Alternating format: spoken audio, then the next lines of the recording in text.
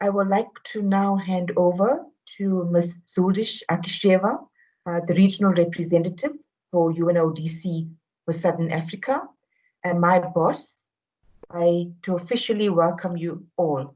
Over to you, Zuldish. Thank you very much, Linda. Ms. Nardos Bekele-Thomas, UN Resident Coordinator in South Africa. Ms. Henrietta Wagapane Zulu, Deputy Minister of Social Development in absentia.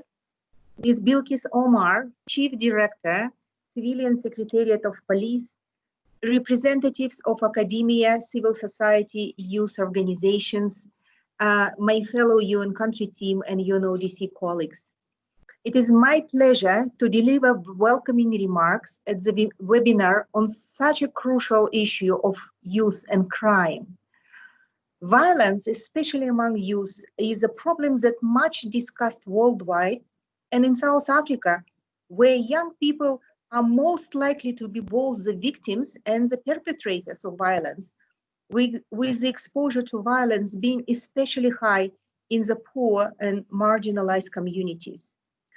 A month ago, at the commemoration of the National Youth Day, the President Ramaphosa said that this year's Youth Day was happening at a time of gross anxiety and disruption, referring to the COVID-19 pandemic, which has killed hundreds of thousands and infected millions worldwide. He said, "We have been saddened by the continuous and recurring use of men attacking and killing women in the past few weeks, and of the increased violence in the country." Ramaphosa called on young people, especially focusing on young men, to become active in the fight against gender-based violence. Indeed, many of the hardships faced during the COVID-19 crisis are also known risk factors associated with crime, drug use, and may expose youth to increased victimization and involvement with crime during and after the pandemic. It is essential, therefore, to take stock of the challenges that COVID-19 pandemic posed to the national crime prevention measures, including those that are focusing on children and youth. These measures should not only give the leverage to youth to play a more active role in countering violence around them, but to also build their coping skills, not to get involved in substance abuse or criminal activities. I am very pleased in this regard to welcome representatives of South Africa Police Services, youth organizations, academia at this webinar, in hope that the discussion today will pave the way to new joint initiatives between all national counterparts and the UN system organizations. Thank you very much and welcome to this webinar. Thank you, Linda. Over Thank to you, Zuldish. Thank you for providing those official welcoming words. I would now like to welcome the resident coordinator in South Africa, Ms. Nardos Bekele-Thomas, to provide her opening remarks. In South Africa, the resident coordinator facilitates and coordinates the United Nations operational activities. There are 17 UN agencies and programs presented in South Africa. And Ms. Bekele-Thomas assumes this most senior official position at the UN. So we are very privileged to have her attend and open the session. Over to you, RC. Thank you very much, moderator of the proceedings. The regional representative of UNODC, my colleague for South Africa, Ms. Zuldish Akisheva, Honorable Deputy Minister of the Department of Social Development in absentia, Mr. Marco Teixeira, UNODC Vietnam, Chief Director for the Civilian Secretariat, Professor Mzinduna, the UN colleagues, ladies and gentlemen, all protocols observed. I would like to thank the Department of Social Development for the leadership it provides to the agenda of always placing the most vulnerable at the center of development policy and action. With its focus on children, the elderly, the disabled, and the youth, the work of this department is at the heart of bringing the United Nations program of leaving no one behind to life. The Deputy Minister's presence today, and I am sure her representative, demonstrates support at the highest level of government on issue of youth inclusion, a prerequisite for any change agenda. I would also like to thank my colleagues at UNODC, led by the regional representative, Zuldish, for the work she passionately, personally, she passionately continues to do on this important intersection between youth and crime, in tandem with the work the UN family at large under the leadership of UNFPA undertakes. The world today, ladies and gentlemen, is home to the largest generation of young people in history. 1.8 billion, approximately 90% of youth live in developing countries, where they constitute a large proportion of the population. Each age group in society has its own role and is important in many different ways. Young people are often considered to represent the future, our future, as they bring new ideas and energy to add to the pool of knowledge that currently exists. The late Nelson Mandela, in his presidential inaugural speech, described youth as the valued possession of the nation. Without them, there can be no future, he said. Their needs, he said, are immense and urgent. Indeed, if the young generation is empowered and developed, the world and our country will be on the path to prosperity. As the UN Secretary General noted so well in his Nelson Mandela lecture just a couple of days ago, young climate protesters are on the front line of the fight against inequality.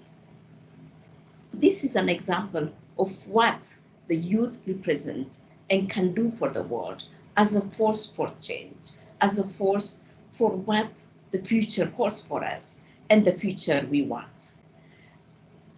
Concerningly, young people face incredible challenges and even life-threatening risks, disproportionately experienced by young girls in many parts of the world, and South Africa is no exception.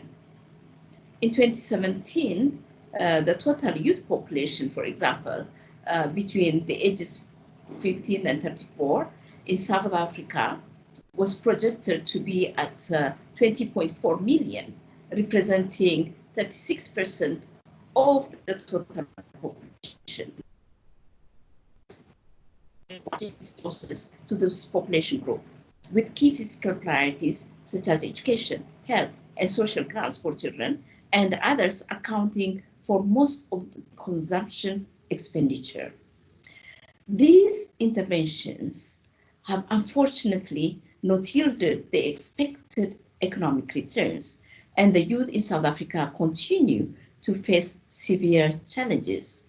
Ladies and gentlemen, the National Youth Development Agency, NYDA, highlighted several challenges faced by youth, which included a youth bulge in a context of slow growth, leading to high levels of unemployment, high school dropout rates, leading to a large number of young people that are not in training or education, high youth mortality, with youth more likely to die from unnatural causes, high levels of violence, like Zulish just told us, experienced by youth, coupled with rising violence against women, high HIV prevalence, high levels of substance abuse, limited participation in civic matters through traditional means, and limited social integration.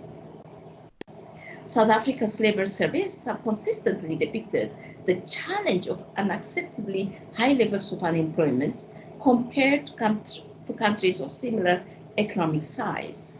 Among the youth population, unemployment has been exceedingly high, accounting for over 70% of total unemployment. Youth development and employment are critical success factors for the nation, and is hence an imperative that must be addressed at all levels of the economy and by all sectors of society. South Africa has taken a mainstreamed and integrated approach to youth development, which places youth at the center of development. Prioritizing the development of young people remains, however, as one of South Africa's government's priorities, and it should be a priority commitment of the government and of the people and society at large. Ladies and gentlemen, there are several factors that hold potentially harmful consequences for the health and well-being of young people in South Africa, and some critical psychosocial and behavioral factors such as self-perception of health and well-being, nutrition, sexual behavior, HIV/AIDS, mental health, trauma, injuries, and violence, violence against women, youth mortality and morbidity, and substance abuse, for example, as I have mentioned earlier on. The highest mortality incidences in South Africa occur roughly between 30 and 34 years. High levels of mortality in this age group may be attributed to the prevalence of infectious diseases, road traffic, accidents, injuries, and violence within the age group. Special attention needs to be devoted to strengthening gender equality, violence against girls, and youth exclusion. Over 17% of young women aged 18 to 24 years and just over 22% of young women aged between 25 to 34 years have experienced violence by their partners. And this is just unacceptable. Poverty levels among youth aged between 18 and 24 years is at 58.6% and 63.7% for children between 0 and 17 years. The data also shows that the level of education is indirectly related to unemployment, with those with less education more likely to be unemployed, and those with higher qualifications than those with higher qualifications. Right type of education and training will therefore equip the youth with the necessary knowledge and skills to contribute to the economy in a very meaningful way. Ladies and gentlemen, on top of that, COVID-19 exacerbates the challenges facing youth, as it has created severe social and economic disruptions. The youth risk being among its biggest victims, as COVID-19 crisis is having a profound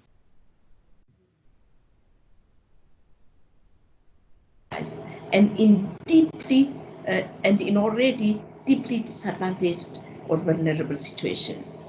There are three main challenges through which they are affected by this crisis. Infection with the virus itself is one issue, which is and then the immediate socioeconomic impact, the potential longer-term effects of delayed and or derailed implementation of the Sustainable Development Goals. The socioeconomic and health impacts can be dire and felt in multiple ways: by falling deeper into the poverty trap with the threat of loss of jobs and lack of adequate social protection, potential losses accrued in learning and education as a result of the non-attendance of school threats, as a result of the non-attendance of schools, threats to mortality, heightened risk of exposure to trauma and violence due to being locked down in unsafe spaces with little access to support. These disparity impacts should inform a comprehensive policy response to this crisis. This is the time to step up in creating the response in creating the urgency in responding to young people and investing in them. If measures have to be considered, to leave no one behind, it is then necessary to take into account the particular needs of the youth in all communities. As one of the important aspects, youth can be compelling agents of change. They are the backbone of any nation and can hence play an important role in the development of the society. Youth have a role to renew and refresh the current status of our society by injecting youthful leadership, innovations, new skills, and advance the use of technology in all spheres of our day-to-day work. Modernize our social economics and political systems, and bring stability and peace. Investment in youth is therefore critical and cannot be underestimated. This workshop is sought to highlight the challenges youth face, which hamper their contributions to current and future socio-economic transformation of South Africa, or the South Africa we want. For the United Nations in South Africa, this constitutes a very important element of our work. We have recently concluded our cooperation framework for the period 2020 to 2025. This framework outlines the key areas of work for the period and was developed in consultation with government and non-government stakeholders, but most importantly, among these being the youth sector. We did this because we realized the importance of listening to young people and addressing their needs in the process of development planning. As we move towards implementation of our cooperation framework, we will constitute a think tank. Called our Youth Team Group to continually engage and bring about generation equality. And have they forwarded the link? The last message that I saw, it was saying it was going to be submitted. And generation unlimited. Colleagues, can Sorry, I ask there you is to so mute much your mic, talking. please? Please mute your mic. Thank you. As I'm concluding. So as we move towards implementation of our cooperation framework, we'll constitute a think tank, a youth team group, to continually engage and bring about generation equality, and also make sure that the generation unlimited that the Secretary General has launched comes to life in South Africa. And these will inform policies and programs accordingly. As the UN, our resolve is for youth inclusion across all facets of development work and advocate for generation equality. We believe that, without youth, there is no future, and we cannot build the future we want by excluding youth. So inclusivity of youth in all our work is very critical and very important. And this will be our pledge as we go on implementing our cooperation framework. I thank you.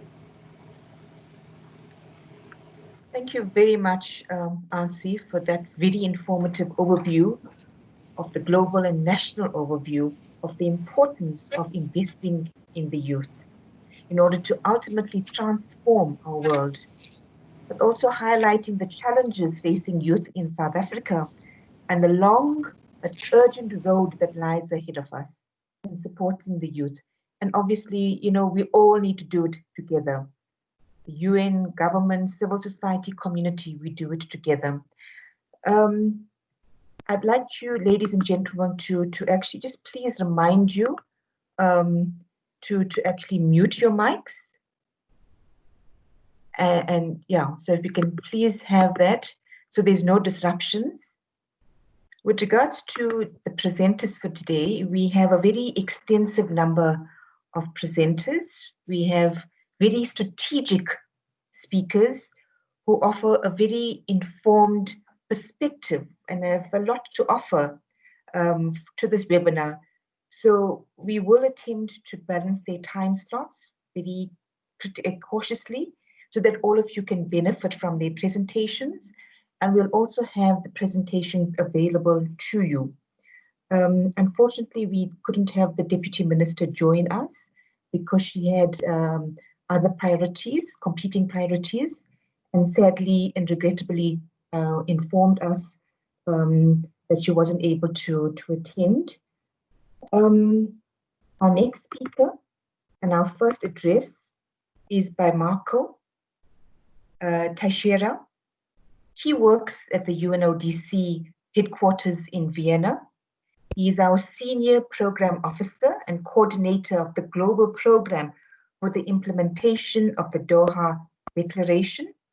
Currently, he leads a team of professionals, both in Vienna and in the field, and is responsible for providing technical assistance related to education, youth crime prevention, to sport, judicial integrity, and the rehabilitation of prisoners. Previously, he worked on narcotics control and law enforcement capacity building, holding positions at UNODC in Guinea, Bissau, Liberia, and Senegal, and also worked for 10 years in the Portuguese Public Security Police. Ladies and gentlemen, before I hand over to Marco, I'd like to remind you again, if you can please switch off your cameras to improve the quality of the audio and mute your microphone. Marco's address will be on the context of the UNODC online workshop series on youth crime prevention and COVID-19. I now hand over to you, Marco. Thank you, Linda, for the introduction, and also a special thanks to Mrs. Nados Bekele Thomas, for UN Resident Coordinator, for setting the stage for this webinar and for the reflections of today. And naturally, a special thank you to Zuldish and her team, our UN regional representative from UNODC, for also convening this meeting and all the support provided in the last years. So from my side, it's actually a great pleasure to join all the speakers in this panel, which I think they will provide a very interesting perspective about youth, crime prevention, and the future under these unprecedented times, as Linda mentioned. Also, thank you the participants for joining us, and also the UN colleagues. I think what I will try to do, I will try to share my slides now. Let me see if I can share, and I presume that now you can see my screen. Can you just confirm, Linda, if it's been displayed properly? Yes, it is. Thank you, Marco. Thank you, Linda. So I will try to go basically through what are we doing as UNODC in terms of this context currently, COVID-19, crime prevention, and youth.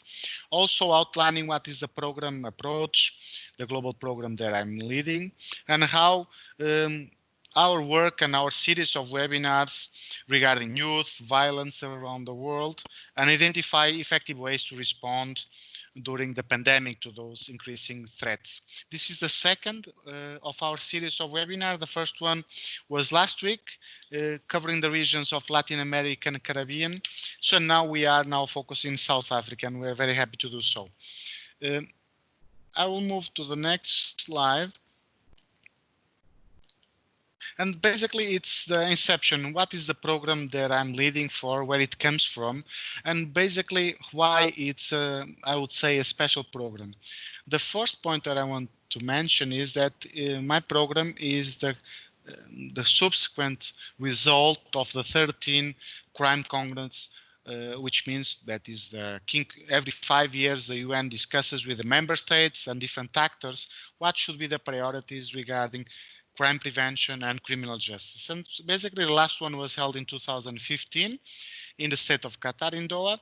And after this Congress, what was decided for the first time is how can we transform a policy document, which is the result of this Crime Congress, which is the Doha Declaration that was subsequently adopted by the General Assembly of the United Nations, and how can we transform this programmatic policy document into a tangible operative program, and a tangible operative program to promote peaceful, just, and inclusive societies, very linked with overall Agenda 2030 on the sustainable development. So I would say in one sentence, translating policy into action. And basically this is the niche of the program that I'm leading now.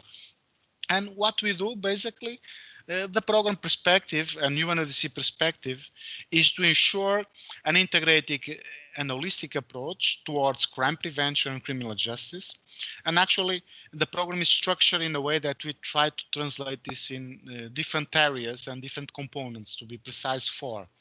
The first one is very linked with judicial integrity. How can we robust the criminal justice responses and her prevention measures on the criminal justice towards corruption?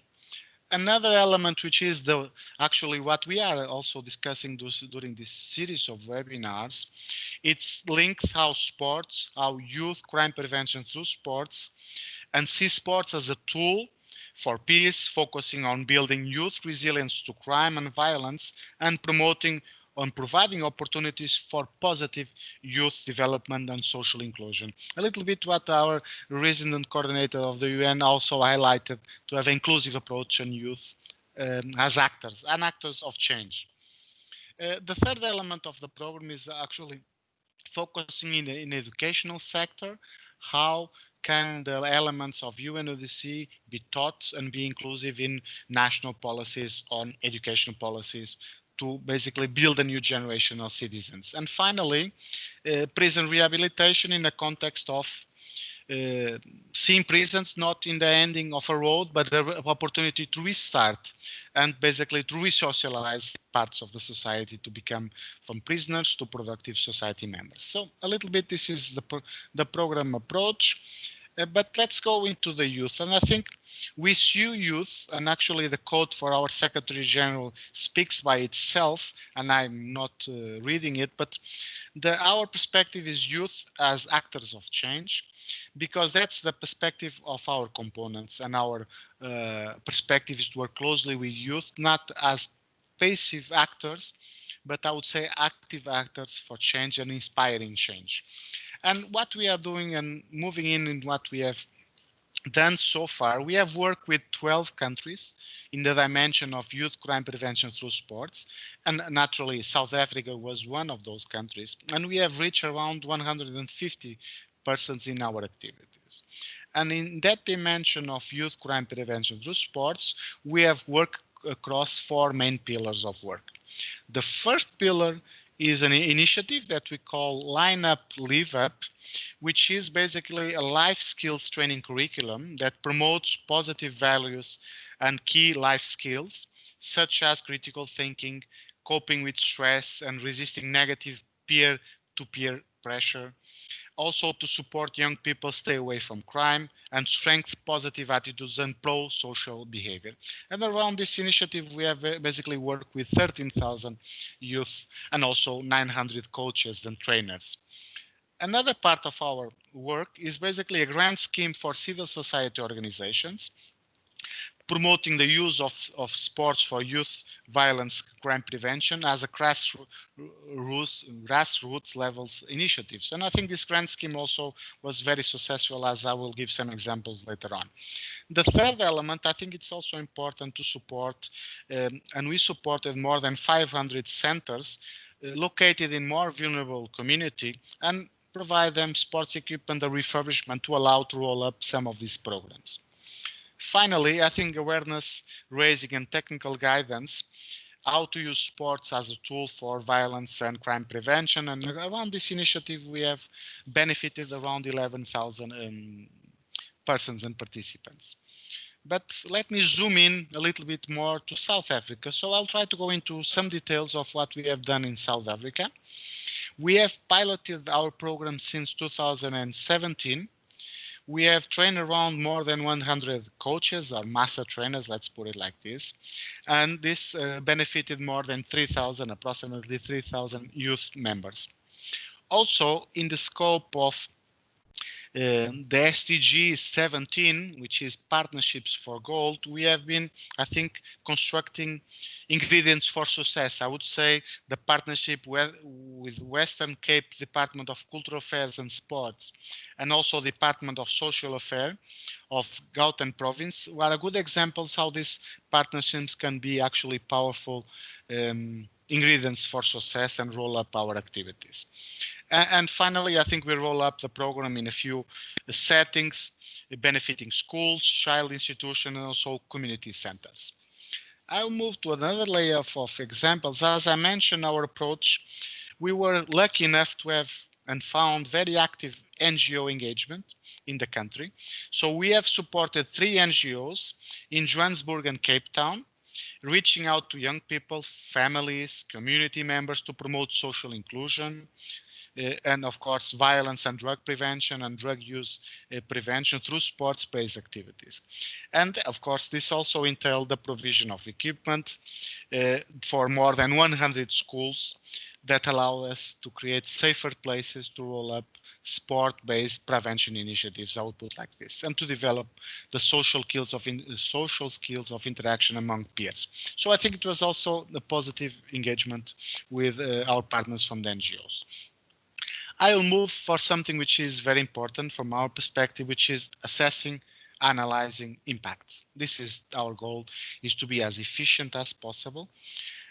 Our line is to continue to be committed to evidence-based crime prevention, and we have devoted significant efforts to conduct a scientific impact assessment of the program in South Africa, because it's this evidence-based that could allow us to monitor if we are on track or not to reach our objectives.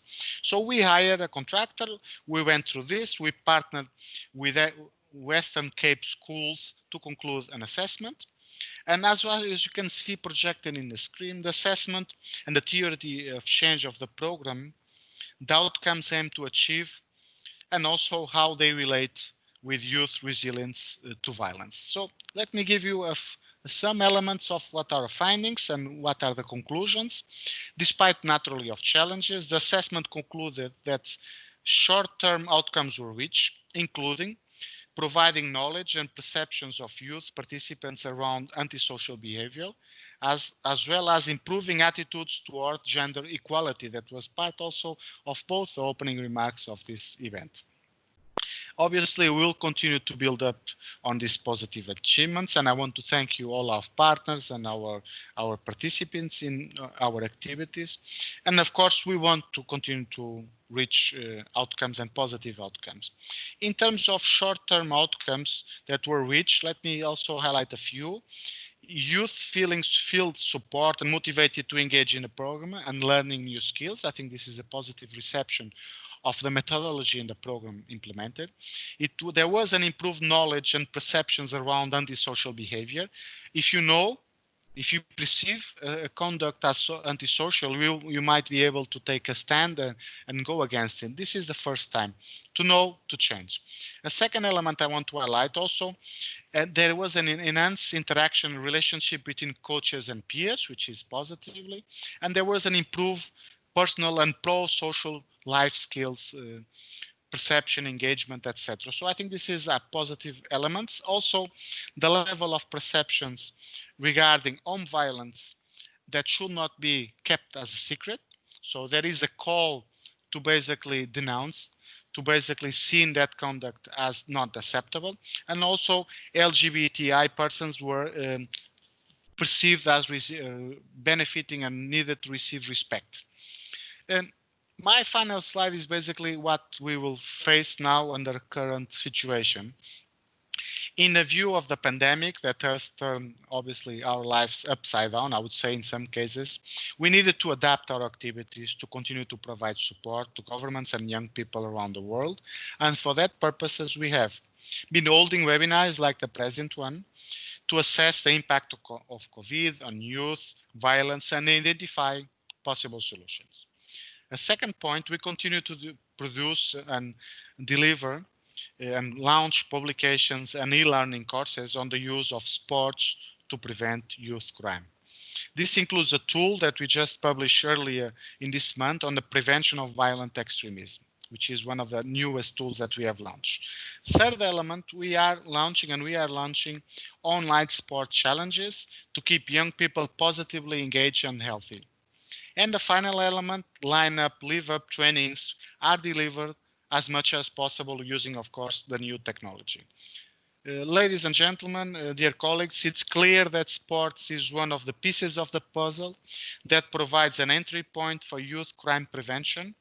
And to be impactful and sustainable, it must be embedded in the broader youth development and crime prevention strategies. I hope today's dialogue will continue to help us identifying priorities, areas of work where UNODC will be able to partner and assist in reducing youth violence, specifically also in South Africa. With that said, and with my great appreciation for this opportunity and looking forward to this discussion, I will hand over back to you, Linda. Thank you. Many thanks, Marco. Thank you for a very informative presentation, but also thank you for contextualizing this webinar and offering an overview of the major part of the program that is provided, and importantly, offering valuable insights on youth crime prevention programming that works, that is evidence-based, that's evidence-informed, and that can make a fundamental contribution in prevention of violence. Just to let you know, the program has been well embraced in South Africa, not only in the two provinces, but other provinces have indicated a substantial interest in actually learning about the program. So thank you for that, Marco. Our next address is by Professor Mzikazi Nduna. She is the Associate Professor at Wits University, and Oyayam Tashona. She's an independent researcher on gender-based violence and in sexual reproductive health. She has 30 years of experience as an educator, a facilitator, a trainer, and researcher.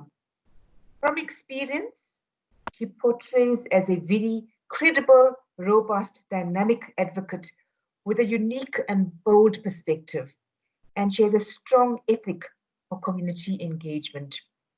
Her address is Youth at the Helm, a breakdown in social cohesion as a threat to crime. We now hand over to you, Professor. Thank you, Linda, and thank you very much, colleagues. So Oyama and I have entitled our presentation Youth at the Helm, and I think the presentations before this one have reminded us why it is important young people are at the helm of the fight against violence in this country. And we know from recently published statistics in terms of the media estimates, and I think also in the opening remarks, this has been mentioned, that in South Africa, the youth is makes up the largest proportion of our population. If you consider the age group 15 to, we've got about 20 million young people in South Africa. And if you consider the age group 18 to 34, we've got about 9 young people in South Africa. I'm used to saying women, so excuse my language, but it's young people. Okay, so young people constitute almost a third of the population, but 9 million of those are actually young men. And we highlight young men because we know that whilst all human beings are at risk of perpetrating violence, young men are particularly at a heightened risk of perpetrating violence. And this is for both violence against women, but also men-to-men violence. So it's very important that when we do the work to prevent violence, we consider that critical point. We are also working on a project on social cohesion, and that project again reminds us that crime is both an indicator of social disintegration as well as a result of lack of social cohesion. In this country in particular, we know that Black young people inherited a particular history, and this is the history from 3 eras of government systems that excluded young people, mainly Black people, slavery, colonialism, and apartheid. And as a result of this, young people, in particular young Black people, have inherited high rates of unemployment. They've inherited high rates of poverty. They inherit a high rate of young men who are overrepresented in the criminal justice system. And they are overrepresented in the criminal justice system mainly for crimes related to substance youth and violent crimes. So this is very important for us to consider. There are different pathways through which young people find themselves in this situation. And what we are about to present is not the only way through which young people find themselves in this situation. There are many other ways. And I was hoping that Shanaz Matthews from UCT was presenting today. In the earlier program, I had seen her name, because then I stayed away from talking about gender-based violence, hoping that she was also going to cover that.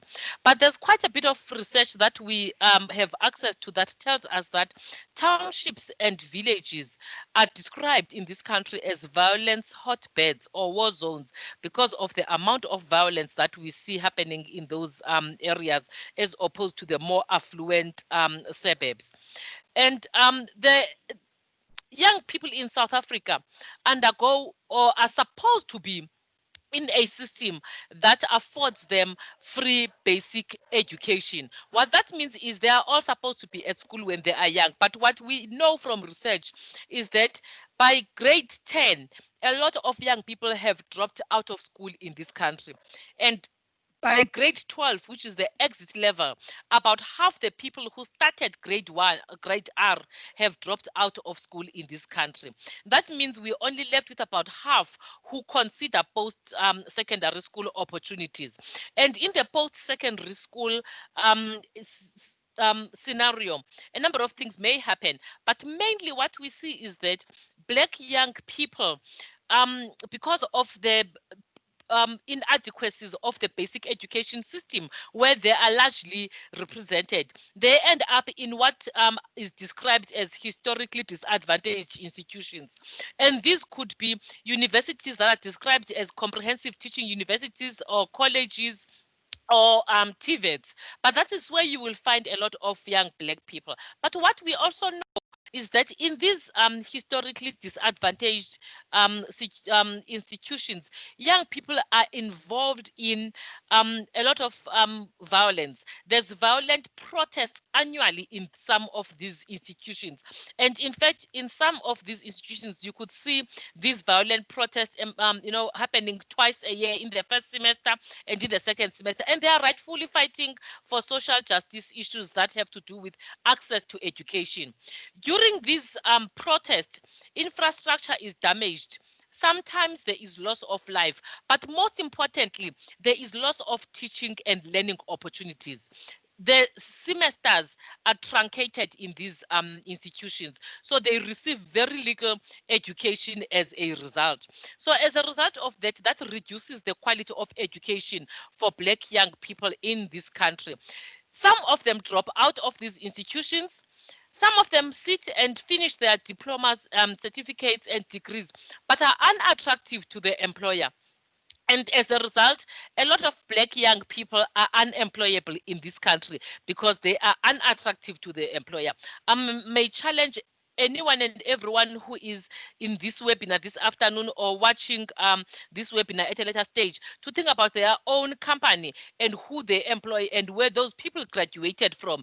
And you will see the systematic exclusion of young people who graduated from historically disadvantaged universities, colleges, TVETs. So what happens is when they are not able to land a job, they remain at home, they wait for opportunities, they wait for free government services, and they compete for blue collar jobs with the people that I spoke about earlier who could not manage to pass grade 12. Remember, I said about half the learners in this country do not make it to grade 12. So the ones who are just graduating with post-school secondary certificates or diplomas and degrees, they join the ones who have been in the townships and in the villages, and they all sit and remain there waiting for opportunities. And from a psychological perspective, we talk about what a concept called feelings of relative deprivation. When they compare themselves to others, they feel relatively deprived. And we see this happening a lot in what we call hotspots for xenophobic violence, where South African Black residents in these townships feel that foreign nationals come to South Africa to take what they believe are their jobs. And so because of those feelings of I am deprived and I deserve this job because I also have some kind of a qualification. And when they don't get, and somebody else who they see as less deserving gets the job, then that results in forms of violence such as xenophobic violence, for example. So it's very important that we remember this because we're going to come back to this pathway a little later. But now let's look at what has been happening in South Africa during COVID-19 just to be relevant for today's webinar.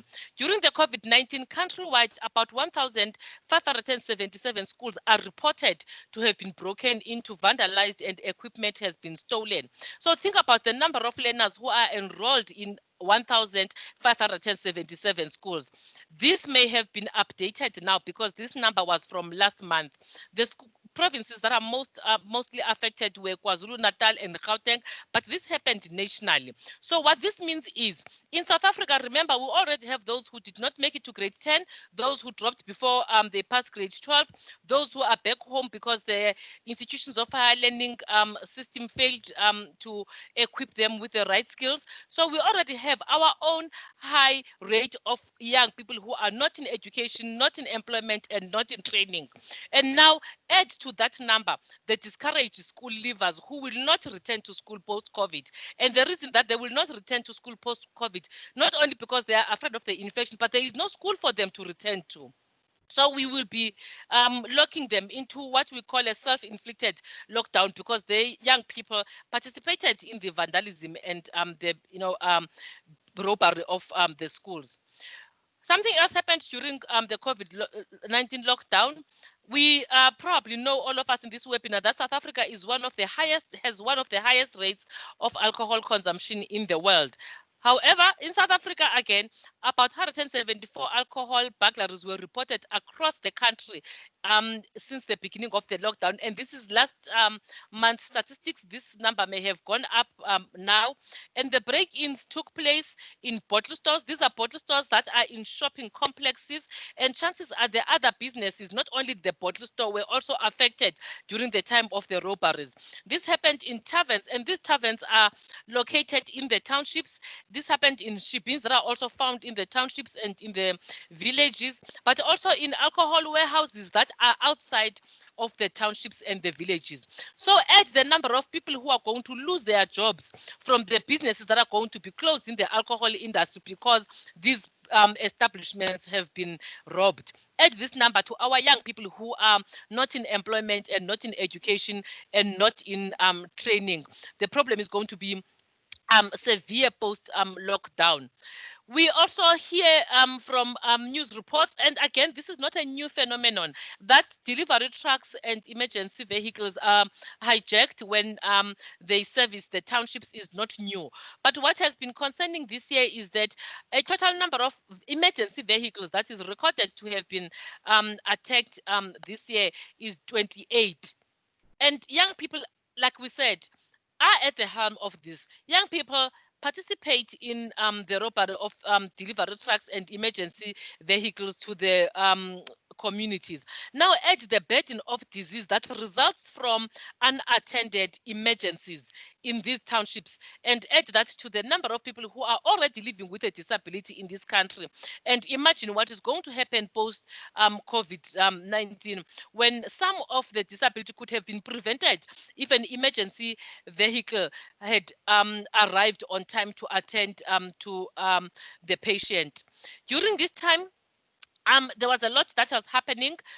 Copper is used in the electric industry to deliver electricity to our homes and businesses. And the state-owned utility Eskom reported an increase in cable theft and vandalism during the lockdown. Cable theft further disrupts an already burdened power supply.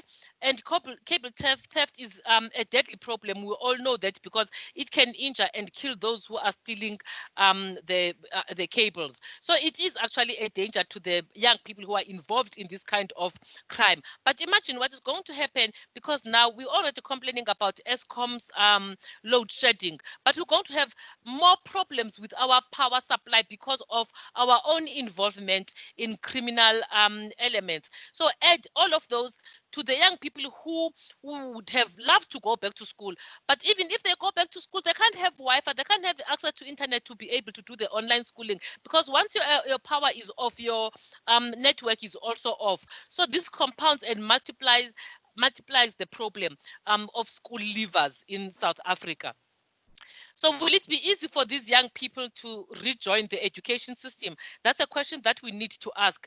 And we are asking this question already knowing that young people in South Africa, even before COVID-19, were experiencing exclusions that were not this time illegal exclusions, because post-1994, the policies and the laws changed, but the practices did not automatically change to fall in line with the beautiful policies that we have. So young people in this country are still subjected to structural violence that could have been avoidable if we changed our practices as policymakers and duty bearers.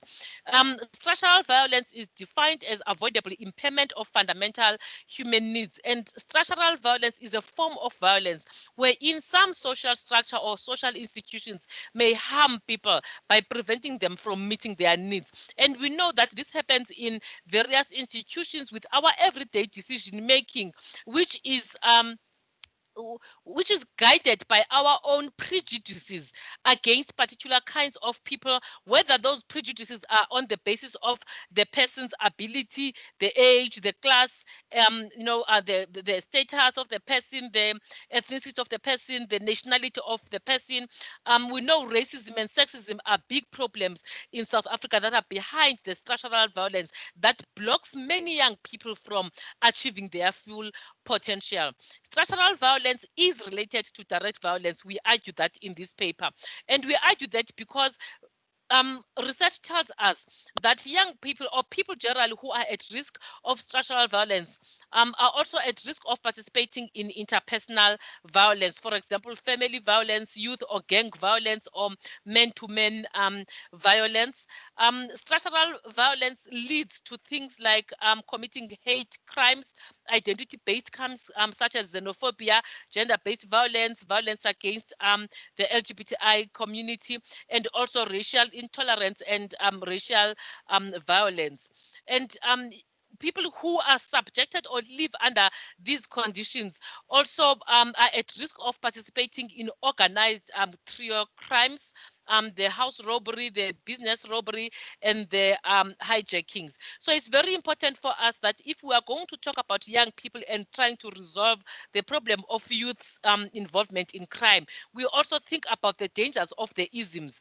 And this is very important for us to confront head on as part of the interventions that we put in place. So now I'm going back to the diagram that we showed earlier in our closing, just to suggest some of the things that we might need to think about.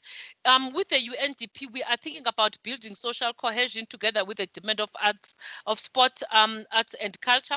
And when we talk about building social cohesion, one of the things that we would like to talk about today, there are many things that we can do, but sorting out basic education is one of the things that we can do.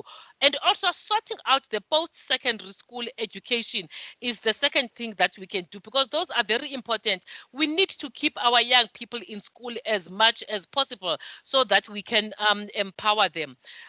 Once we do this, then we will realize our own mantra that the doors of learning shall be open to all. We need to ensure both in the basic education sector and in the post-secondary sector that there are equal opportunities for young people to be able to complete their education, and that in fact the quality of the teaching and learning is improved. If we do this, we are hoping that we will reduce school dropout, so that the number of young people who drop out by grade 10, grade 12, or who drop out in the process of trying to achieve a post-secondary school qualifications will be reduced.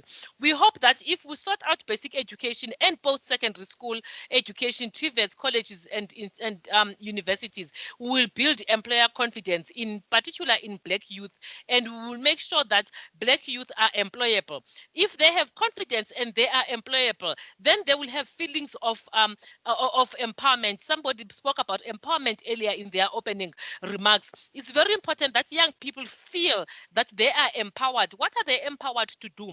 They are empowered to enter a healthy competition for jobs, so that they do not feel inadequate in relation to foreign nationals, for example, who are competing for the same jobs as nationals. That the competition will be there, but it will be a healthy competition, because everybody will feel that I stand a chance, and that there will be no isms, there will be no racism, there will be no sexism, there will be no classism. Young people will feel that they are able to participate in creating jobs, because we need young people to create jobs. Post COVID-19, job creation is going to be very important, and young people are going to be important in that aspect. But we also need youth to protect the assets that are already there in the townships and the villages. And when they are empowered and they are able to protect the assets that are already there, they protect the infrastructure that is going to help us as we rebuild post-COVID, then we will stop describing townships as villages as violence hotbeds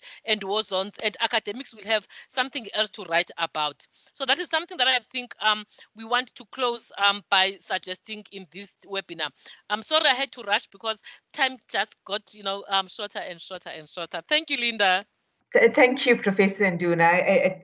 Yeah, like I said, you are very passionate about your work, so this was expected.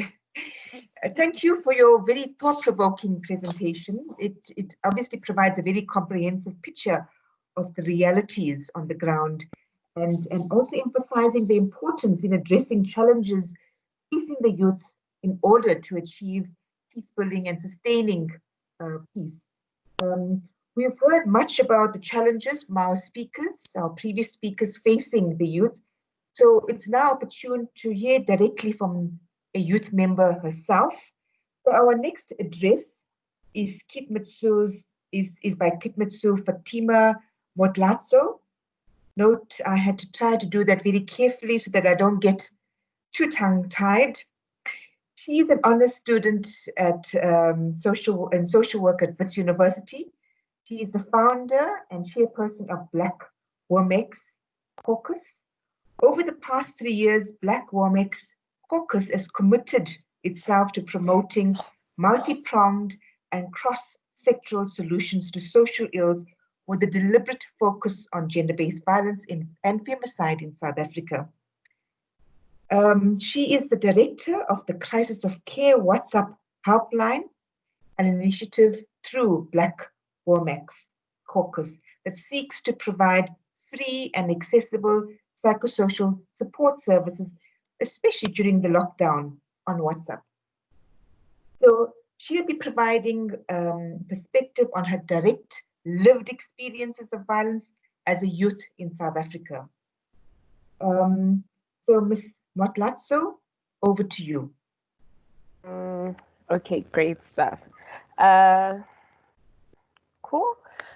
Greetings from South Africa. My name is Gitumezi Fatimata Motwati. Thank you for the introduction, Linda, and thank you to the United Nations and all your partners for a much needed conversation. I mean, I'm only 25 here, so when I hear the word youth, I always feel I always feel like I'm almost in it, but I'm not in it at the same time. And that's really because of a lot of the socioeconomic conditions, right, that also determine how you experience your youth, particularly in a country like South Africa that is marked with the highest rates of inequality.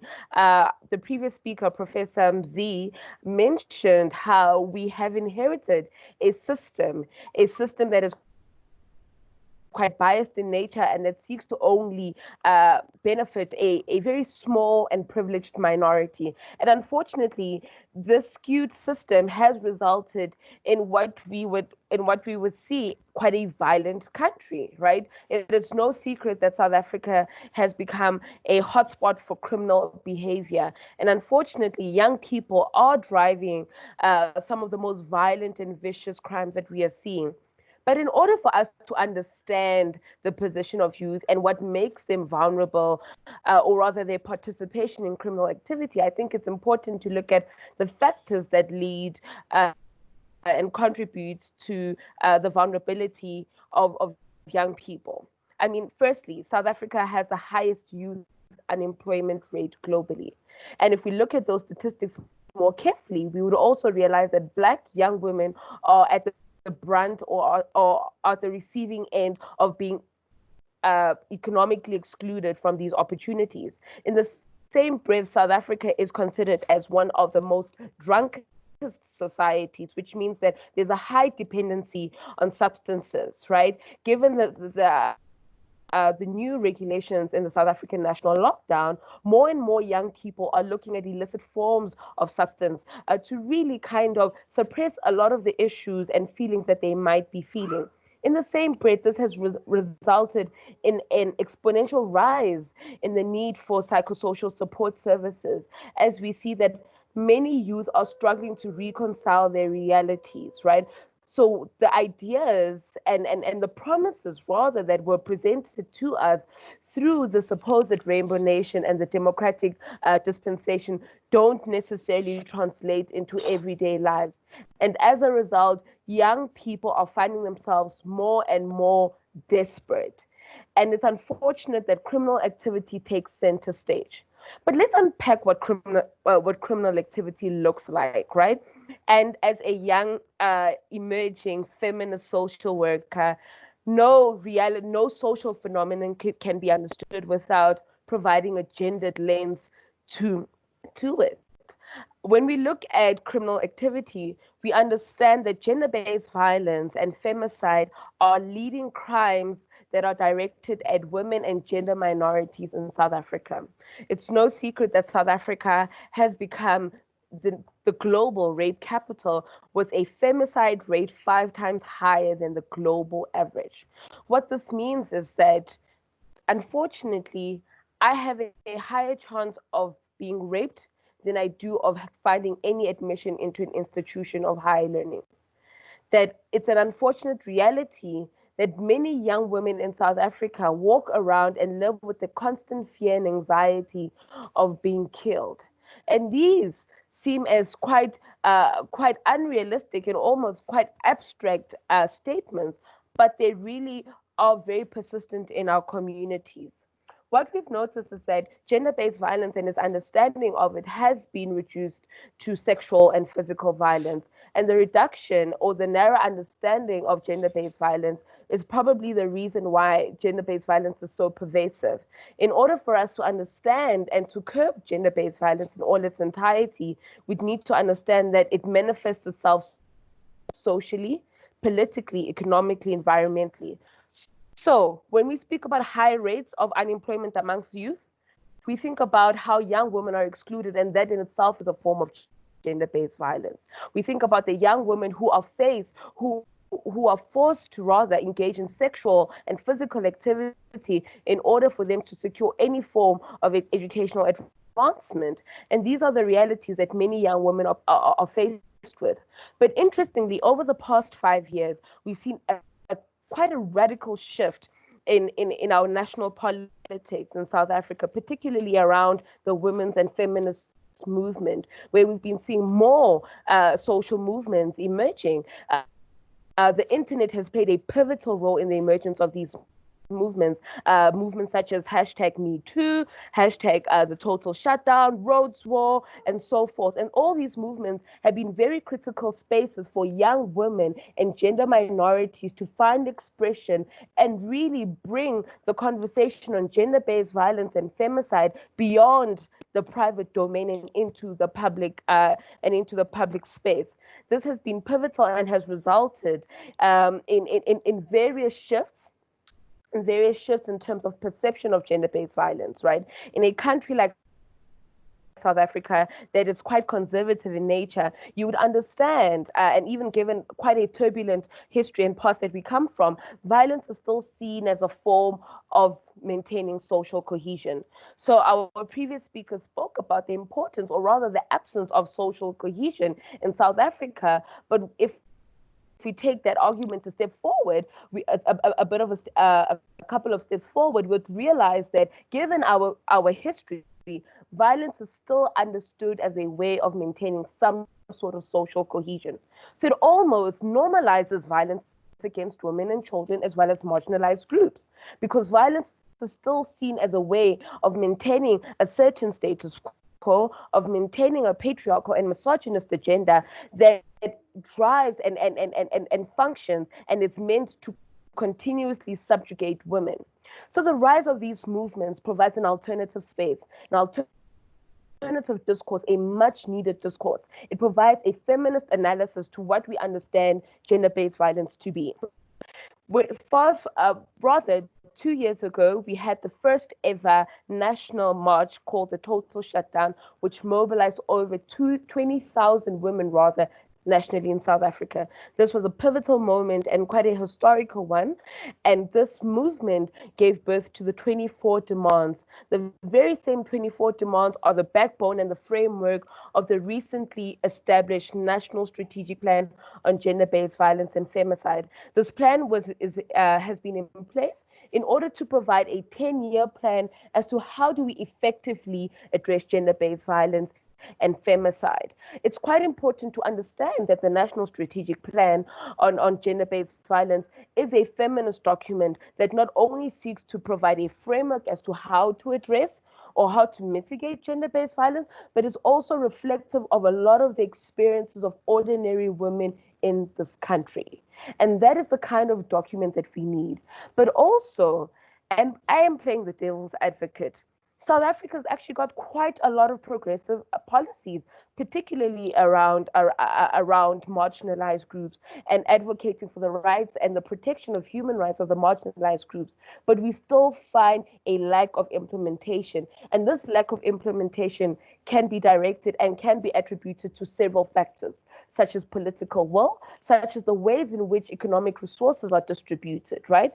The idea that women are still supposed to be right at the bottom of the food chain is replicated in so many ways, even in the ways in which our progressive policies are translated. So now we have a powerful feminist document. The big question is, does this document really speak to the lived realities of young people? Right? It is no secret that Africa has the youngest population globally, right?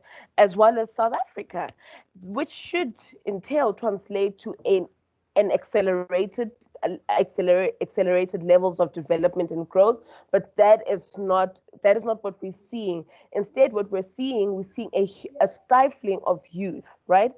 This stifling is as a result of closing down of spaces as an inherited system that does not necessarily speak to the current socioeconomic conditions of young people of this country, but also a system that excludes young people from participation in various processes, politically, socially, economically, environmentally.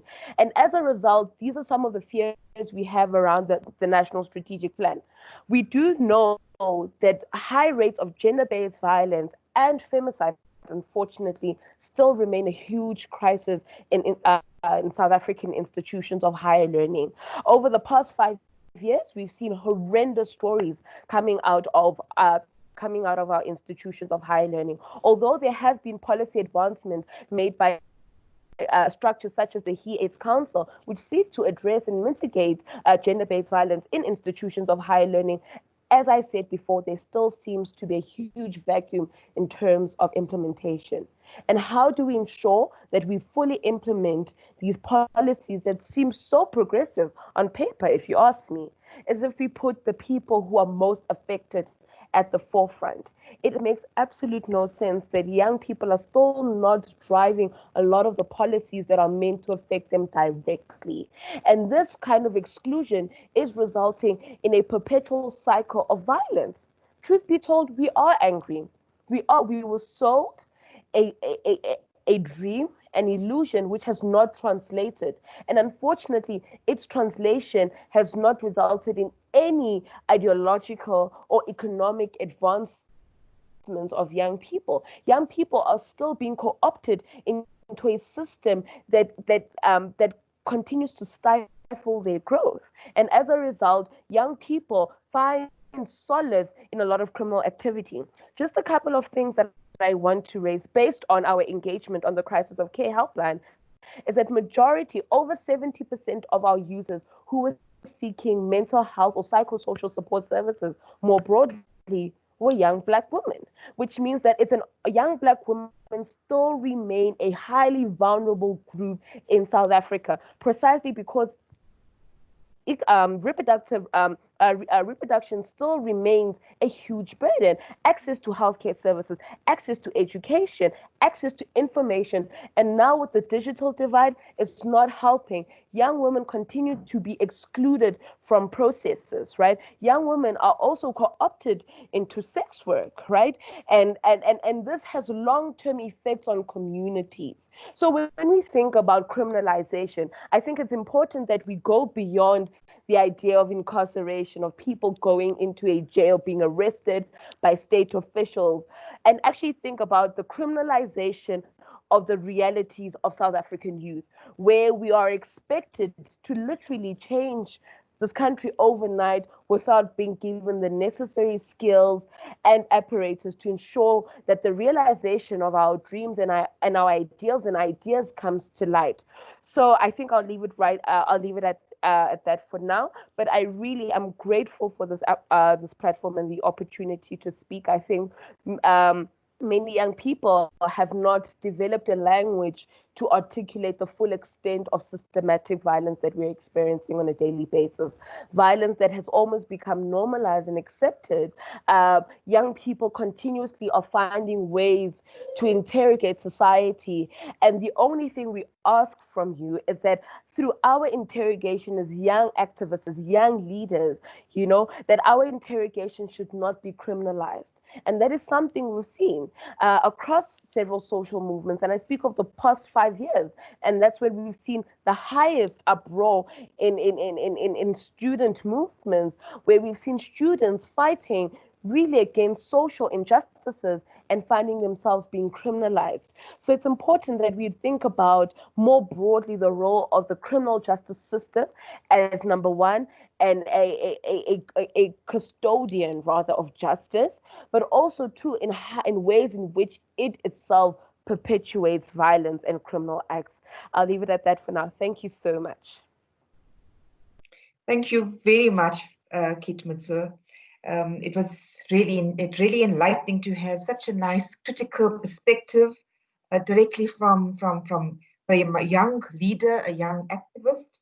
Nothing without them, right? For them. So thank you for that reminder that we need to include all our young leaders and activists in all platforms, to hear them, to engage them. And this is exceptionally necessary as we move from the celebration of Youth Day in June and towards preparations for Women's Month in August, two critical events that impact on the youth the most. Moving on to our next speaker, we have Ms. Bilkis Omar. She is the Chief Director for Policy Development and Research at the Civilian Secretariat for the Police Service. She manages the police developmental process on policing, which is geared at contributing to effective and professional policing and ensuring that the police reach their long-term goal and vision of a safer South Africa.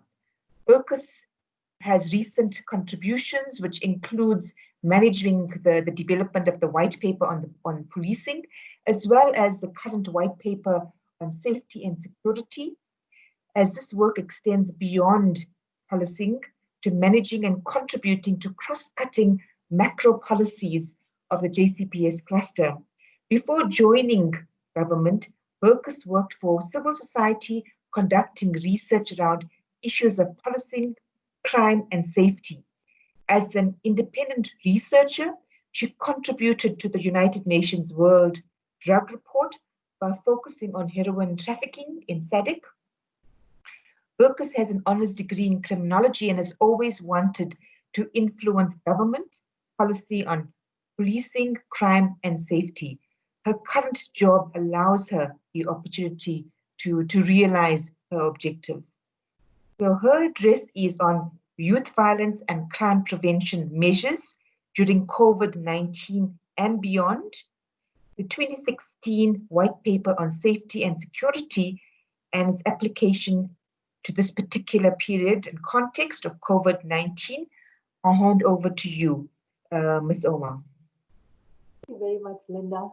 Greetings to the regional representative and to Zuldish and colleagues. Yeah, I find myself on the back foot here because so much has been done in terms of implementation, and I'm going to be talking to policy. But I think, and I was wondering what I'm doing here today. But after hearing Ketumetse speak, and I think she set the tone for my presentation, where she spoke about lack of implementation of policies, that there are such progressive policies, but there's poor implementation of the policies. So I've tweaked my presentation a bit to want to talk about the challenges regarding implementation and how we can address these. And it's particularly relevant, as Linda mentioned now, during the COVID-19 pandemic and the issues that have come up surrounding implementation. So let me start my presentation. So I don't want to bore you with the background. I think much has been spoken about the risk factors related to crime and violence and the prevention programs. So this maybe very quickly, the white paper was adopted on safety and security was adopted by Cabinet in April 2016. We subsequently developed an implementation framework. Now, when I said that we are on the back foot, it's because we develop policies. We are not implementers at the Civilian Secretariat for Police, but we've undertaken to start developing implementation frameworks and the action plans to ensure that our policies are implemented. But we also went one step further, or we're going one step further since last year, in that we also starting to facilitate implementation of these policies. So we also found policies are grand and they sit on the shelves and nobody's implementing it. So how could we change that and how can we assist? So we've undertaken to assisting provincial departments and local government in particular to implement policies, particularly on crime and violence prevention. So we did develop an implementation framework to provide guidance to implementing departments and spheres of government on the policy proposals of the white paper. But everybody here in government and apart from government are so used to talking about the National Crime Prevention Strategy of 1996 that we decided we needed a strategy. So it's a very succinct plan of action.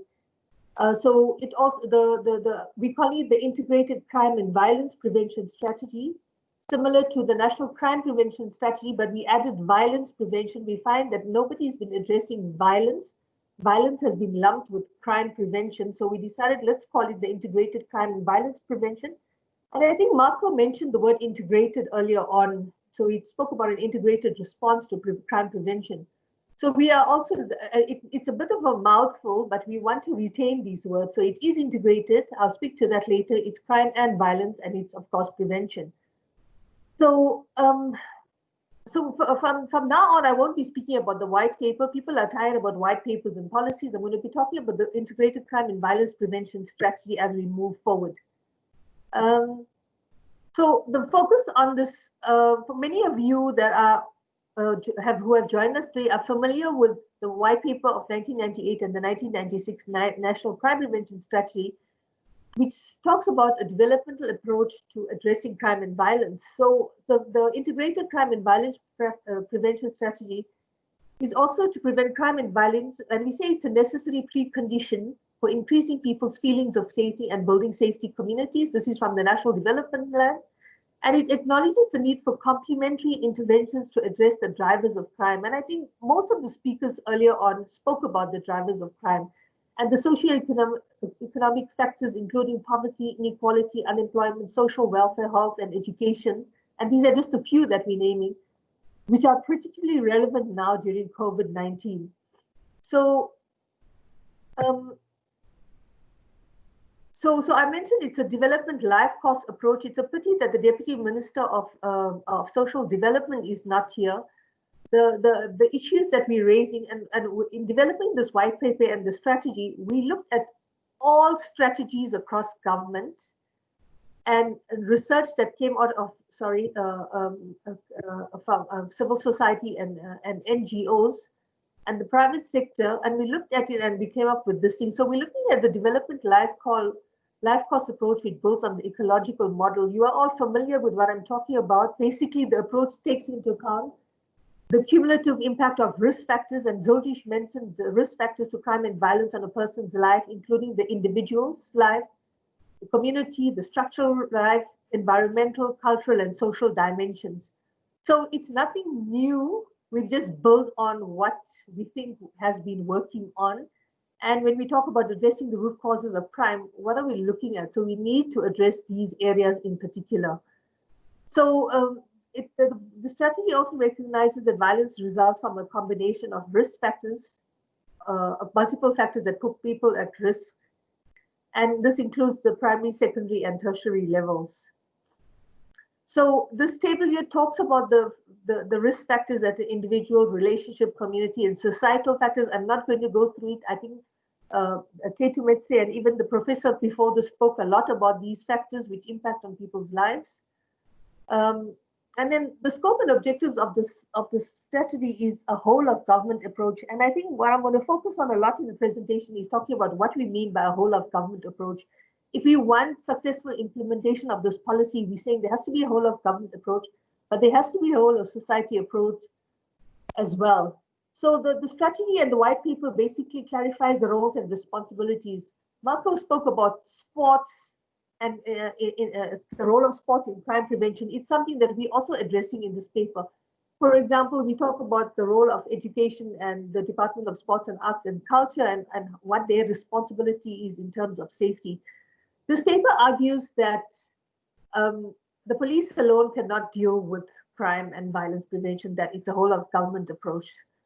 So the paper also looks at system-level requirements necessary to create an enabling environment for implementation. We know there's a lot of challenges in respect of systems that we need that are not there. So when we looked at all the factors and things that were absent, we looked at also then what thematic areas we could come up with. And we looked at the following, and I think this has been mentioned, Professor Nduna has also spoken about this. So one of the thematic areas is we want an effective criminal justice system. And we know the justice system and the criminal justice system has had its challenges over the past few years. So how do we deal with these challenges? Early intervention, I think social development is doing a lot of work in terms of early intervention. So I'm not going to speak to that, as well as victim support. Sorry, I'm playing around with my cursor. And then effective and integrated service delivery. For me, this is a critical part.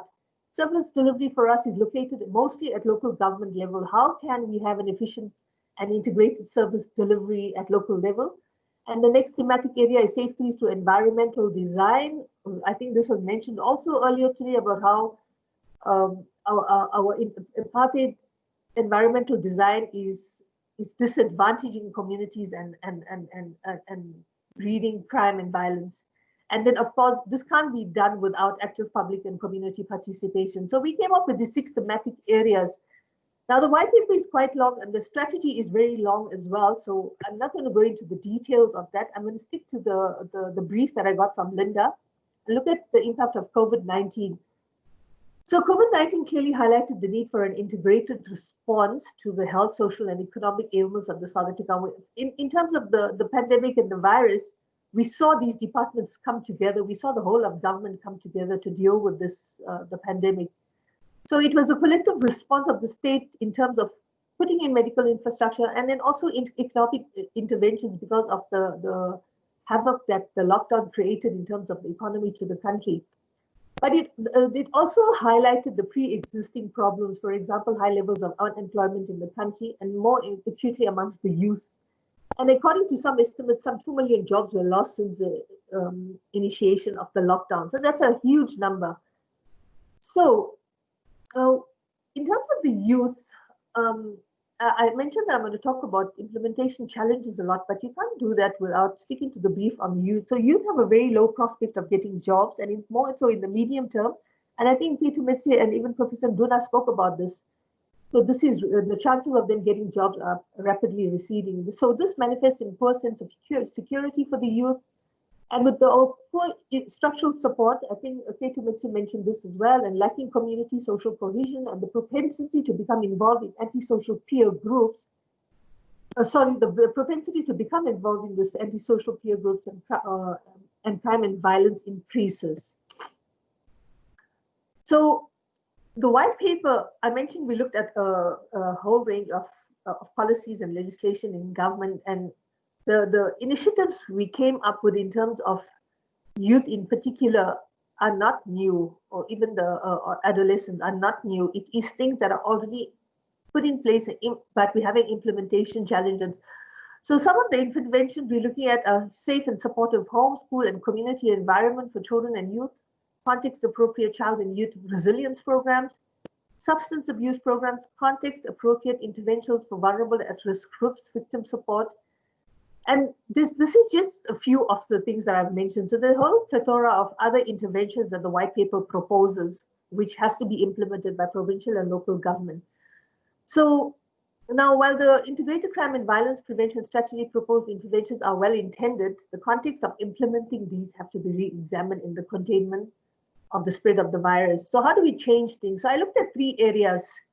Firstly, we need to look at and this talks to what Ketu said, that we lack implementation in South Africa. So we need to relook at our model of implementing safety interventions to respond to new opportunities brought on by the pandemic.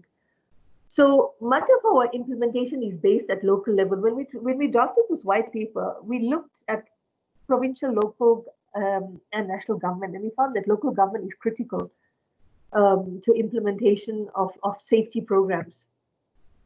But we know local government is facing various challenges in terms of delivering actual basic services. And when I'm talking about basic services, safety for me is a very important basic service, but local government doesn't realize that. And I'll talk to this a little more. So the basic services that they focus on currently is looking at water, sanitation, refuse removal, etc. And then providing any kind of safety intervention is considered a secondary service with most of the municipalities. And I'm talking about through experience, through the consultation process of our white paper. Local government thinks safety is providing fire services when there's a fire in a community, and they don't look at safety holistically. So when you're providing water, or when you're providing sanitation, what are you doing in terms of safety in the areas that you are working in? So we're saying that safety has to become a basic feature in any planning initiative at local government. We even went, and I haven't put that in the presentation, but we even went as far as to consult with SALGA, the South African Local Government Association, and COCTA in terms of including safety and crime prevention initiatives in the IDP process when every year that local government undertakes. So we're saying that you have to put safety, feature safety in your IDP planning process so that you can budget for safety. And this is not happening in many municipalities, and many councillors and many municipalities don't understand that safety should be part of their normal planning. So the other area we looked at is that what do we mean by the all of government approach? So we speak about whole of government and whole of society approach, but what is this all of government approach? And we use the word integrated all of government approach. So when the lockdown happened and the ministers and the DGs of every department got together, they collectively got together to plan and budget to implement on how we're going to deal with this pandemic. We're saying that you need to do that with crime and violence prevention as well. We need all the ministers, not just the Minister of Police and Social Development and maybe Education, but we need every minister from every government department. We need the MECs and the premiers from every province, and we need local government. We need the mayors, so we need those political champions. Ketu mentioned again how there is no political will. We're saying I can argue that there is political will. I think our approach has been wrong. So we want all ministers and all DGs of every government departure in the spheres of government to come and collectively plan and to budget on addressing crime and violence. We feel this kind of approach is going to assist, and it will make a big difference because everybody has a responsibility towards safety. So I can't see my last point. So we're saying if we're going to use this approach, even the youth are going to, especially the youth, are going to benefit in this manner. And then my last point is that rural economic development. We all speak about rural economic development. In the early 2000s, I worked at COCTA. It was known as Department of Provincial and Local Government at that time. They had two huge programs. One was the Urban Renewal Program and the other was Rural Economic Development. But how much have we seen in terms of rural economic development over the years? And then there's been a lot of discussion on the development and ownership of digital infrastructure and how the rural areas and the smaller areas and the poorer people and the students and youth in particular are being denied this. So for example, you can't learn online and you can't work online if you don't have the digital infrastructure. And what we're arguing is that the smaller towns and the rural areas must be given this digital infrastructure to create employment opportunities and to encourage. So there's ripple effects to this. So if you do that, if you give the infrastructure to smaller towns and rural areas, you get a rural economic development and you encourage youth and elders who are traveling to the metros and to the larger cities for work to stay at home. So this can also alleviate the pressure of migration to metros and at the same time maintain family structures and the disruption of families. We know leaving your family at home in rural areas, you're going to the metro, you're breaking that family structure. And I think people have spoken about this as well today. So how do we maintain that? So just by putting in digital infrastructure, you can create that strength that and maintain the family structures. So those are just some of the few things that three things that I wanted to highlight in terms of how we want to change implementation. It's a discussion we've already started with the DGs of the departments, and we're going to be taking it to ministers because we can see how that whole of government approach has worked. So in conclusion, I'm saying there are various workable interventions already in place to address youth and crime and violence. You've spoken about it. The UN is doing work as well. We know other NGOs and other governments are assisting as well. But I'm arguing we need to look at our models and our approaches of implementing these interventions. We need particularly to beef up local government. And my presentation has disappeared. So maybe as a parting point, I want to ask that, so we finalized the white paper, we've done an implementation framework. We are at the point where we want to finalize our strategy, the integrated crime and violence prevention strategy. And I want to use this platform as an opportunity to ask you, we're starting consultations hopefully in the next month. Please participate in our consultations. Look at the strategy and tell us where we are lacking and what needs to be addressed. And how can we as a civilian secretariat who are just policy developers and who monitor performance of the police, how can we assist you in facilitating implementations of the strategy, and how can we intervene? So if you're facing blockages in your provinces or in your areas, how can we as a national government department get you the assistance that you need in terms of implementation? Thank you very much, Linda. Thank you very much, Ms. Omar, for providing that introduction to the white paper on safety and security and its relevance to youth crime prevention, but also its potential creativity and adaptability to the COVID-19 context. Definitely areas of strategy that need to be included in programmatic interventions, but importantly that we all do it together. And I think thank you as well for offering that opportunity for us to engage with the white paper to make it more implementable, more of a reality for the citizens of South Africa. So thank you for that, and we look forward to further details on that. Ladies and gentlemen, I would like to again draw your attention to posting your comments and questions in the chat room, and I see we have received a few. I would like to now hand over the next session to my colleague, Ms. Lucia Gonzalez Lopez, Crime Prevention and Criminal Justice Officer from Vienna headquarters, who has diligently captured all your questions, contributions, and remarks, and will pose them to the speakers. Over to you, Lucia.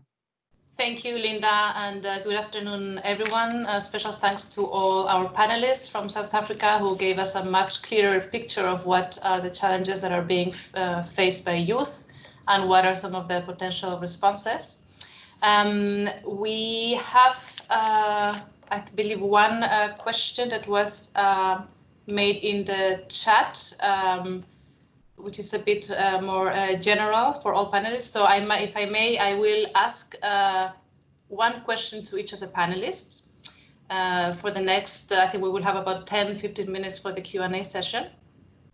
And I will maybe start with the last panelist, Bilkis Omar, who had a very engaging intervention about the role of the white paper and how we can better implement.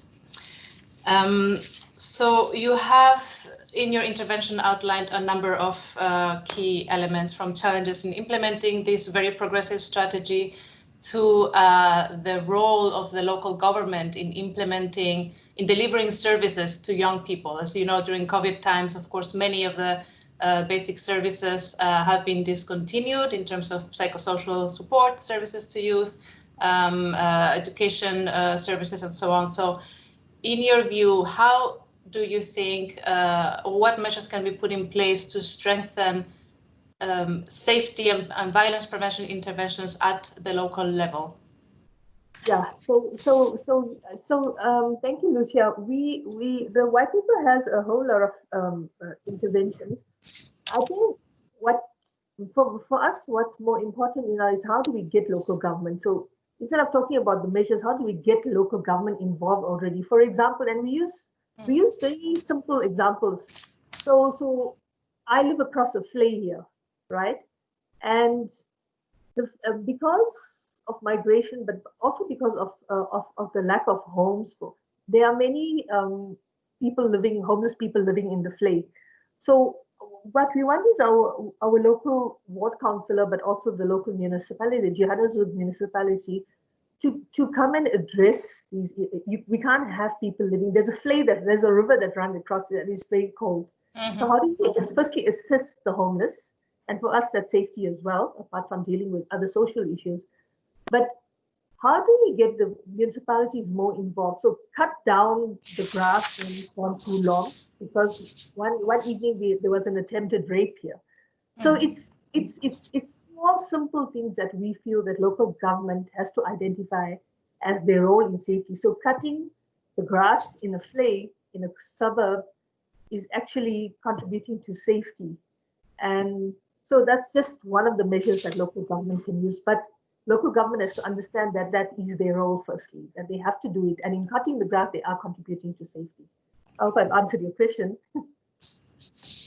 Yes, thank you very much. Yes, I think this very simple example of cutting the grass, it may seem like something small, but actually it's the impact of shaping physical spaces and urban design is quite important, and in fact is one of the main approaches to crime prevention that we see also recognized in the UN guidelines for the prevention of crime. So thank you for your contribution. I would perhaps now turn to Professor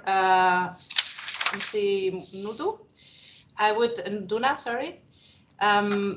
You have very eloquently highlighted some of the key risk factors associated with youth crime and violence in general, but also during the pandemic that have been exacerbated by the pandemic, including inequalities, structural violence and discrimination, all the isms, as well as lower access to unemployment and education. So these are the risk factors now. What do you think might be the impact on youth crime and violence after the pandemic in terms of the possible increase or decrease in youth victimization and engagement in criminal activities? You may turn on your camera, Professor. Thank you very much for that question. So one of the things that we've highlighted in our presentation is that post COVID-19, youth will find themselves in a situation where they're struggling to be reintegrated into the schooling system.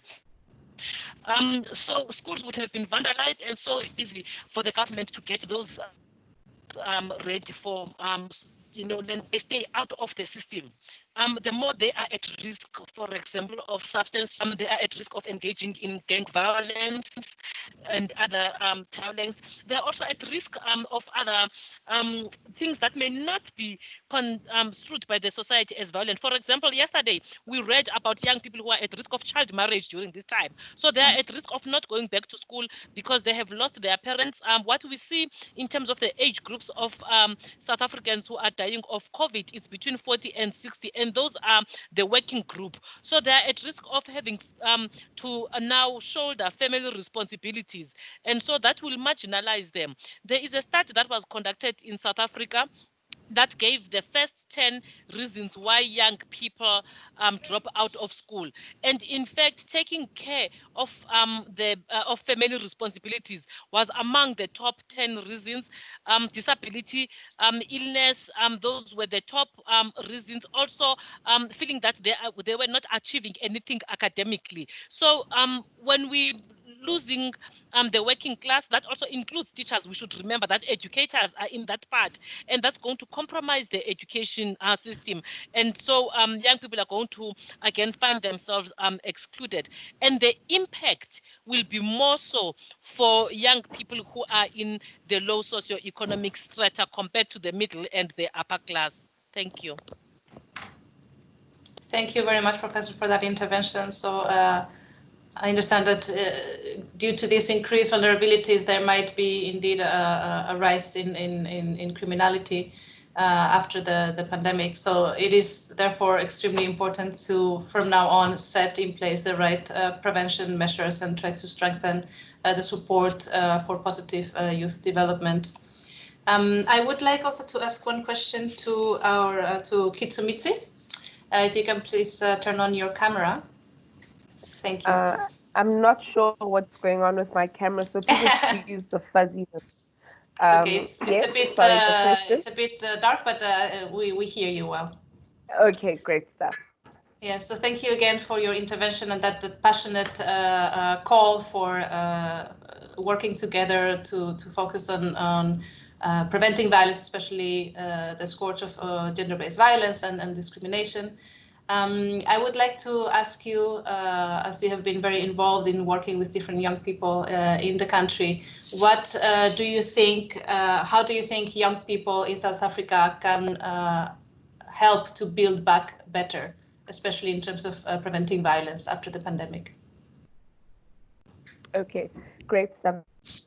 Thank you for the question. I think initially where we'd need to start off with is a serious nationwide program that looks at dealing with mental health, right?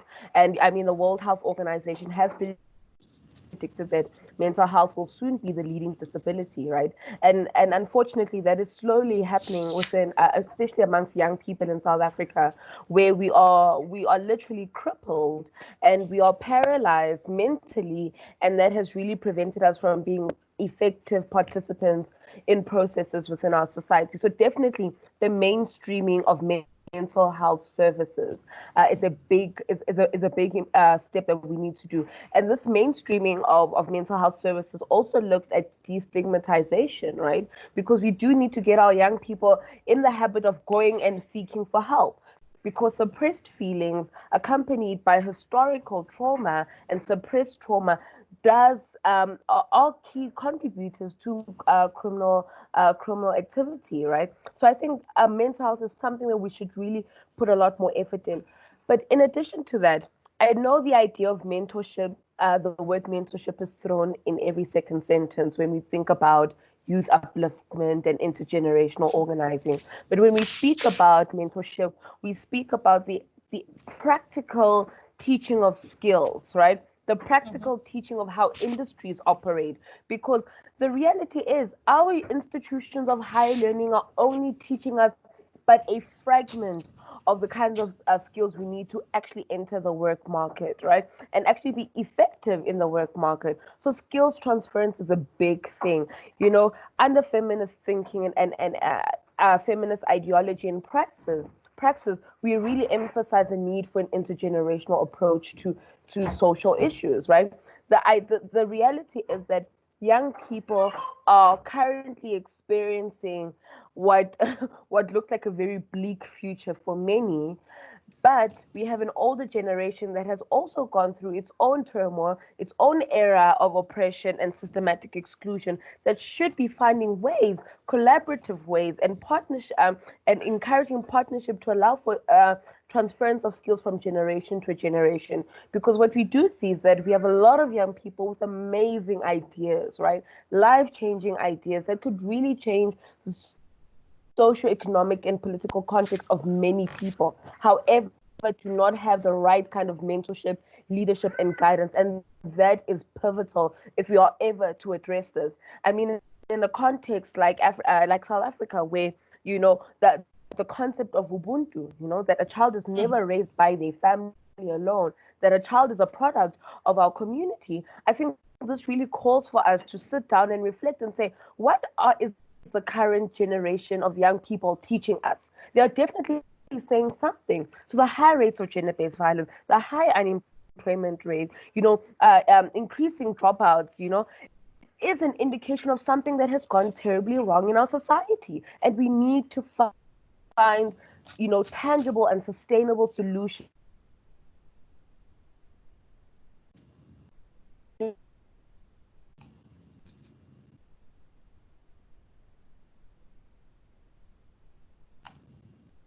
I think the connection is interrupted. At least I cannot hear so well.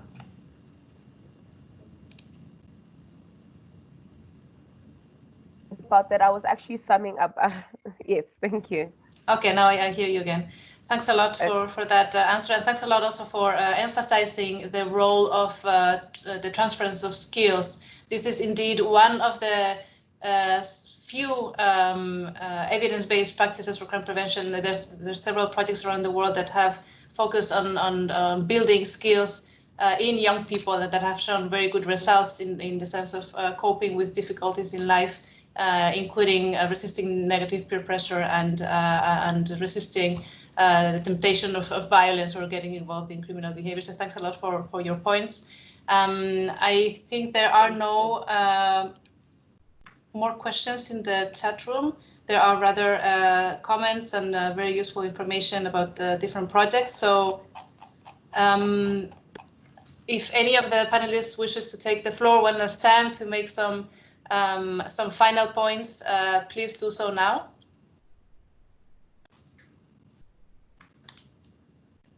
I'm good, thank you. Okay, great. Then thank you very much for this discussion, and I will hand over to Linda now for the last part of the meeting. Thank you. Thank you, Lucia. Thank you very much for that. To close our program, I'd like to now hand over to Ms. Akisheva for the final remarks. Thank you. Thank you very much, Linda. In fact, it's very difficult to make final remarks based on such a rich conversation, a dialogue among presenters and participants of this workshop. Of course, we traditionally discuss the contributing factors to the issue of the crime among youth, to the increase of violence in the communities, to the overall challenge that South Africa faces as a state, as a nation, in addressing crime and violence. We were talking about the lack of social cohesion, we are talking that the violence becoming very systematic, and the youth really face this violence almost in everyday life. We heard the RC passionately talking about generation equality and corresponding statements by the presenters about the history of South Africa, which contributed to the current inequality, current situation where many young people don't have a job employment, really marginalized. There was quite a very good intervention also from the youth representative about the challenges that they face as youth in dealing with crime and violence around them. I think what was coming up very, very strongly in our discussion, not only in this discussion, but in many other events that we organize as part of the United Nations, is the lack of implementation and lack of a very coherent, integrated approach of the government to addressing the youth problems, including the crime prevention among youth.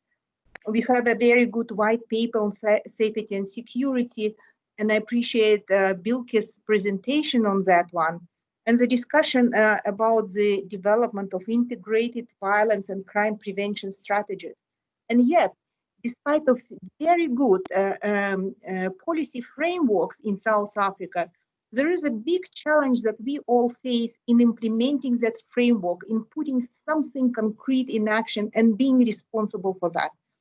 I think when we were talking about the tangible and sustainable solution, the issue was coming up very strongly about the accountability framework, right? Who is in the end accountable in putting these measures in place? I think another issue which was coming up very, very strongly in our discussion is the voice of youth. In many countries, the motto is nothing for us without us, right? So nothing for youth without youth engagement.